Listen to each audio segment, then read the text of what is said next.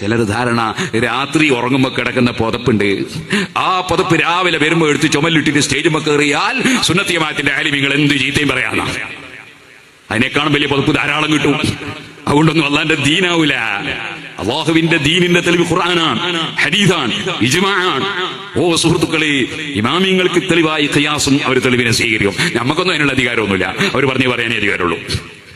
അത് തള്ളിയിട്ട് ആരും ഇവിടെ ദീനാണെന്ന് പറഞ്ഞ് നടന്നാൽ അതിന് വകവെച്ചു കൊടുക്കാൻ കഴിയില്ല. സുന്നത്ത് ജമാഅത്തിനെ നശിപ്പിക്കാം, സുന്നത്ത് ജമാഅത്തിന്റെ ആദർശത്തിൽ വെള്ളം ചേർക്കാം, അത് തെറ്റിദ്ധരിപ്പിക്കാം എന്നും ആരും വ്യാമോഹിക്കണ്ട.